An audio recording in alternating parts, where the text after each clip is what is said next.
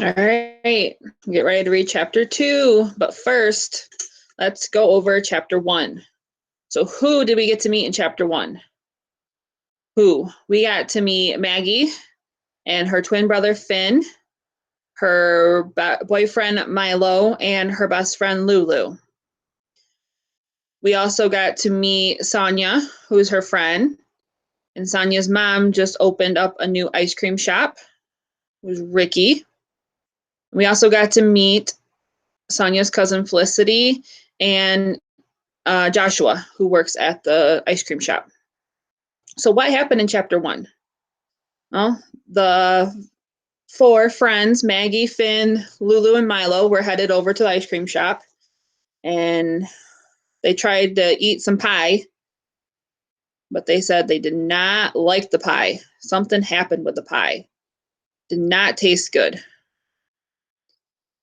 And then someone shattered the front window and left a note behind saying, "Take your cookies elsewhere." So we're going to find out more of who wrote the note and why, and we'll see what happens next. So chapter 2. I should probably explain a few things now. My name is Maggie Brooklyn, and I am not your typical 7th grader. Wait, let me start over. That makes me sound kind of snobby or like a wannabe superhero. And I'm not a snob or a wannabe superhero. Being a superhero would be cool. Believe me, if someone offered me magical powers, I wouldn't turn them down. I'd love to fly or make myself invisible or have x-ray vision like those machines they have in all airports now. But no one's given me that option. I am a mere mortal, and not only that, I'm actually extremely typical in a lot of ways, if typical can be described as an extreme state of being. I'm not sure. Anyway, I am a little over 5 feet tall, with wavy brown hair and greenish brown eyes, and parents who are way too strict. Oh, and I have a twin brother named Finn. Well, that's probably obvious by now. I'm in the 7th grade, and not super popular, but not unpopular either. I have an after-school job of walking a few neighborhood dogs. And lately, as I've been walking dogs, I've also been walking into mysteries, or 3. It's funny, the more mysteries I find unsolved, the more mysteries seem to find me. And today was no exception. Between the salty pie, the shattered glass, the threatening note, and the flying milkshake, one thing was obvious. Sonia's Sweets was in trouble. But did these problems amount to what usually happened with an opening of a new store? Or was something sinister going on? Inquiring minds, at least my inquiring mind, needed to know. But first things first, Ricky quickly determined that having shards of glass and a gaping hole in her store was potentially dangerous and most certainly bad for business. So she shuffled everyone out and closed up shop. Everyone, that is, except for us.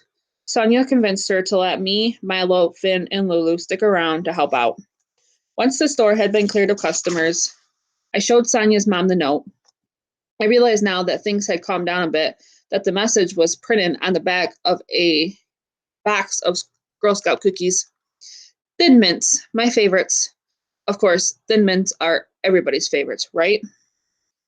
Where did you find this? Ricky asked, looking from the words on the box up to me and then back again, as if she couldn't believe her eyes. So she said, "Where did you find the note?" "Right in the middle of the glass," I said, like an angry message from the outside. As Ricky stared at the note, her brow furrowed. "Sit tight, everyone. I need to call the police and clean up this mess." "Can we help?" said Lulu. "You can help by staying where you are. I don't want anyone getting hurt." After Ricky went back, the rest of us sat there in silence. Poor Sonia looked like she was about ready to cry. I wanted to say something to make her feel better. I just didn't know what that something might be. Just then, I heard laughter from behind me. I spun around. Felicity was giggling and Joshua behind the counter. He snapped the damp dish towel at her and laughed even harder. The two of them seemed oblivious to the mess, which struck me as odd. So Joshua and Felicity were being silly, and Maggie thought that was odd. That was different than how they should be acting. Because the shattered window thing, it seemed like a very big deal. Once Felicity noticed me staring, her smile faded. She turned away from Joshua and began wiping down the counter. Sonia shook her head. I cannot believe this is happening. It's the best day of my life and the worst day of my life, all wrapped into one. Well, at least it was fun while it lasted, said Lulu. And it's not over. Everything's going to be okay. I'm sure this is just some random fluke, I said, wishing I could make myself sound more convincing. What do you mean? Said Sonia. You just said you think someone is trying to sabotage the store. Right, I said weakly, but think is the key word. None of us should jump to conclusions. It's too soon to know anything, really. When Ricky joined us a minute later, I could tell by the look on her face that her call to the police had not gone well. What did they say? Asked Sonia. Are we in danger? Should we shut down? Will I have to change my name? Because what if there's a crazy person trying to destroy anything and anyone with the name Sonia? Ricky rubbed Sonia's back. One question at a time, sweetie. Let's not panic. I don't think one broken window means we are in life-threatening danger. But what about the note? Asked Sonia. I can't explain the note, said Ricky, but the police seem to think it's a prank. And maybe they're right. Perhaps I overreacted closing up the shop so fast. I looked around at the near-empty store. Some of the chairs had been knocked over in people's haste to get out. Chocolate milkshakes still dripped from the wall behind where I'd been standing. The place seemed to be a huge mess of dirty plates and cookie crumbs. An ugly scene. It occurred to me that in her rush to clear out Sonia's sweets, Ricky hadn't actually waited for people to pay their bills. That meant she'd given all her food away for free. What a horrible way to end a grand opening, said Ricky.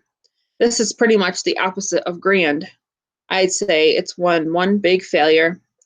I saw tears well up in Ricky's eyes, but she blinked them back in her struggle to put on a brave face. It's hard seeing your friend's mom so upset. I wanted to offer up words of encouragement, but I couldn't think of a way to put a positive spin on things. Still, I had to do something. So I pulled Ricky aside and said, something tells me this is more than a simple prank. I'm going to look into it. Thanks, Maggie. Ricky smiled at me weakly. Her expression told me she didn't have much faith, probably because I'm just a kid. I understood why she felt that. I just hope I'm able to prove her wrong soon. All right, that's the end of chapter 2, sorry. It's short and sweet. So we learned a little bit more about Maggie. It says she likes to solve mysteries and she walks dogs after school. She likes to walk dogs. The police don't think that there's anything wrong. They think it's just a prank, but Maggie thinks something else is going on, and Felicity and Joshua were acting silly and different from the way they should be, so she's going to keep an eye out on them, and we'll find out more in chapter 3.